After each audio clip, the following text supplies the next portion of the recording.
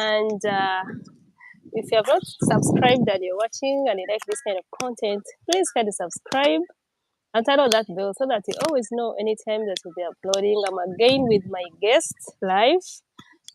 Kindly introduce yourself and then I will introduce the topic. Greetings to everyone who is watching, who is following the It's Prize Show channel on YouTube. Kindly subscribe, kindly turn on the notification button just in case there's anything new that has been posted. You can always follow what is happening. This is Julius once again. Okay, thank you, Julius, for joining my live today. So, Julius, I know you love football. You always watching football on all levels. In your village, you are even a footballer.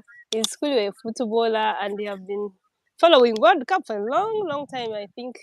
And you know some footballers that were really good even before you were born. Today, we are going to be talking about one of them who recently died, and he's called Pele. Do you know any footballer called Pele, and what do you know about him? I know Abedi Pele. I've known him since I was a child because he has always been on all screens, news, all over. He's an icon to be proud of. He's a person we can proud ourselves in, especially the football lovers. He's, I think, even the most successful footballer who ever lived with 3 World Cup trophies. I don't think any other person could have had 1 or 2 trophies, but for him, he made it to 3 trophies. Mm. He's an icon of peace in Brazil, his home country. He has used his football to unite his country. He never involved himself in politics. He encouraged the youth to join football. Actually, where football is currently right now in Brazil, I can attribute it to him. He's such an icon that everyone, even the young, the old, can talk about. He's one person. Okay, of course, I cannot say that he's 100%. He was 100% clean, but one thing I know, he has been scandal free. We've seen most of athletes, footballers, all the athletes. I mean, the footballers, the runners, basketballers. We've seen some of them with those funny stories, of which this guy surely has lived his entire life. He actually died, I think, at the age of 82. Some of those scandals I've not heard about him. So I think he's a person to be proud of. Do you know how long he played football? I'm not so sure. All I know, I think he started playing football in the 50s, I think around 57. When he was at the age of 17, he was actually the youngest player to ever receive a World Cup trophy. At that time, he was at the age of 17. So 17 you can years, he imagine, received his first trophy at 17. yes, he was among the bigger team, but at that time he was 17 years old. So you can know, and of course he retired in the 80s. You can imagine. So he might have played maybe for like 30 years and retired, or less than that. Okay. Recently, we concluded the World Cup, which was in Qatar. Did we learn anything from that World Cup? What lessons did we learn from that World Cup? Okay, since today we are paying tribute to Abedi Pele, we can also look at, because he has been called the icon of peace in Brazil. He has united Brazil as a country politically because he never involved himself in politics. Hence, he was always like the person to run to for either side. He never had any side he was with. He only would preach about peace, about reconciliation. Because you see, when you talk about the background of Brazil, it has also Mm. had like the racism, has had bandits, has had all sorts of bad things attributed to blacks. Hmm? How did But he he achieve stood, that? He stood his ground because you see, he wasn't supporting any party at the time. He was neutral. And his Mm-hmm. neutrality, whatever he would say, all the Mm, sides would listen because they knew he wasn't supporting anyone. Whoever would go to him, come and join this party, he would say, no, we need to remain as one. You get it. So now, of course, now goes back to you asking me about the lessons we mm, learned from this recently World Cup. Of mm, course, the you see, like World Cup is the only game that brings the whole world together. Actually, I can call it like it's a universal language where you find even enemies become friends. Eh? Like I can maybe bring an example of, you know, under the sun, Americans and Iranians have never spoken the same language. Eh? Even mm, these same countries, no one has an embassy in either country. That's how mhm. bad they hate each other. But this recent World Cup in Qatar, they are playing They against played. each other. They Which played one against each won? other. America won. But at Mm, the end of the day, so when you're going to play football, you start by greeting each other. Even when you finish, you greet each other. So it's as mm, if these guys, nothing has ever happened. Nothing is yeah. happening outside the pitch. So what lessons do we learn? Why do we only have to love ourselves on the pitch and hate ourselves afterwards? Why can't we extend the Mm-hmm. same gratitude, the same happiness we always have as and when we are watching and playing that World Cup and extend it to our usual lives? We stop this hatred, we stop, this pulling ropes here and there. Eh? You get it? Eh? Because Mm, you see, like at the end of the day, we are talking about the lessons learned from World Cup, of course, since we're also attributing the World Cup to Abedi Pele. Eh? mm. You see, in Qatar, it's a Muslim country. It has got different cultures. But at the end of the day, all the cultures were welcome.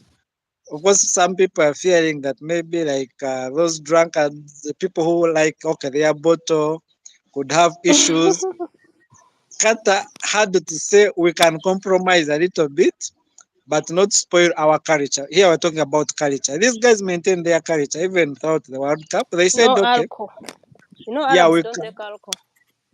we can put for you a place where you can come with your drink, you drink, but if you're drunk, we shall not allow you on the pitch. They even gave these same people where to sleep. If you are drunk, you have where to sleep. When you sober up, they allow you to go and watch football. Hmm? What if I'm drunk and I want to go? How would you know that I'm drunk? What they call breathalyzers. You know this one the police always has? Eh? Yeah. When they put it on your mouth, it knows the alcohol content you have in your blood. So you Uh-huh. see, culturally they maintain their culture, but they also try to accommodate other cultures. Can we also try to slightly a bit compromise? I think they didn't compromise on the LGTB, those the homosexuals and what they didn't compromise. For that Mm, they said they can't, but for with alcohol mm, they can. Eh? You see, mm. but because at the end of the day, it's not that I hate people who drink.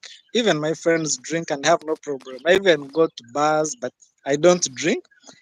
But at the end of the day, people who also drink, the World Cup was for only 28 days. Can't you also try to be really, take the 28 days? Can't you also give yourself or your lungs, your kidneys, No. 1 month holiday? Eh?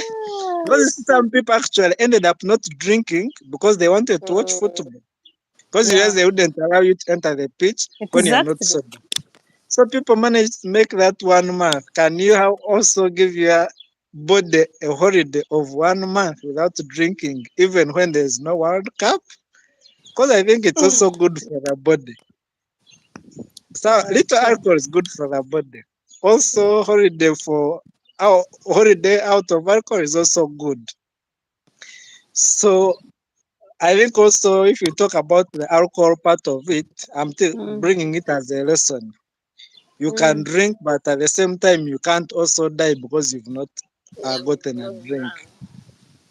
So it was an interesting thing because I also saw some people a bit sharp. The Americans, one guy came with binocular, like something like a binocular. Mm. Actually, had bottles inside the binocular. So these guys thought it was the binoculars going to use to look at the game properly, and yet he had his drink there. So people are also sharp. Ah, Eh? okay. But how big are those? How big are those bottles which were in the binoculars?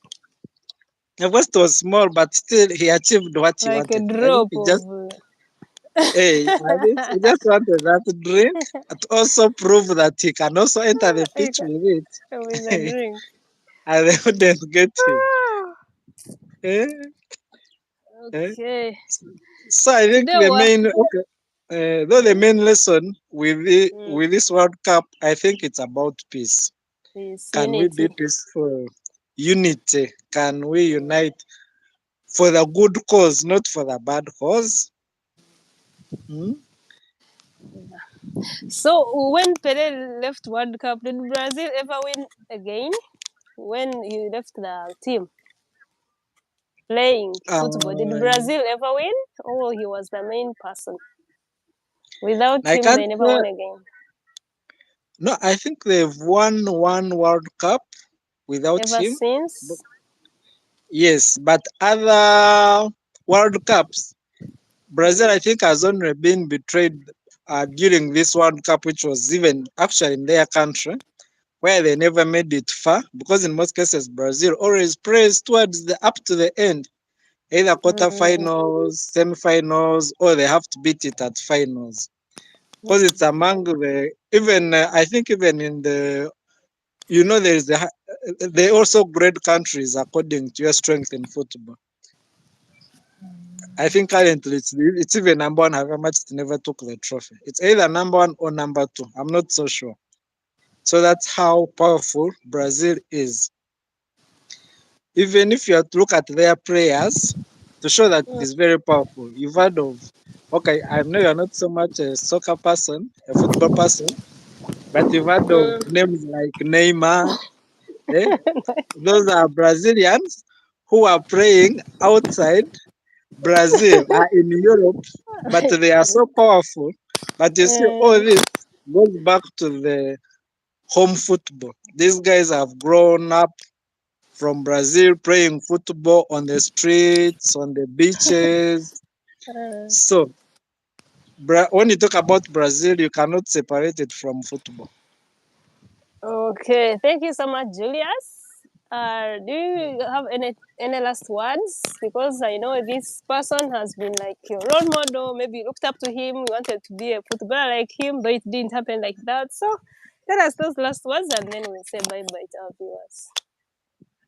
Okay, maybe my last words would just a message of comfort to the Brazilians, Perez family in particular, the world football fans at large.